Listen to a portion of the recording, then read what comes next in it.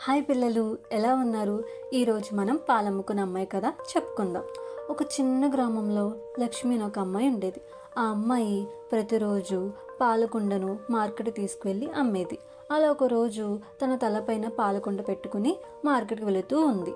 అలా వెళుతూ వెళుతూ తన భవిష్యత్తు గురించి కలలు కొనడం మొదలుపెట్టింది.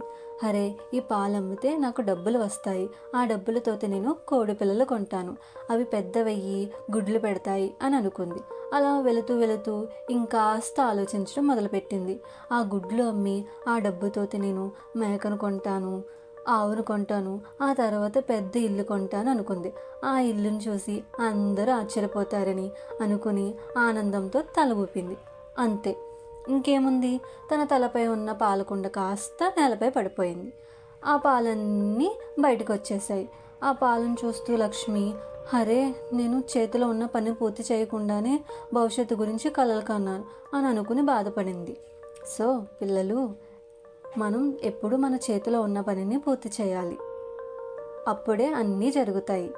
ఈ కథ కనుక మీకు నచ్చినట్టయితే లైక్ చేయండి. ఉంటా పిల్లలు.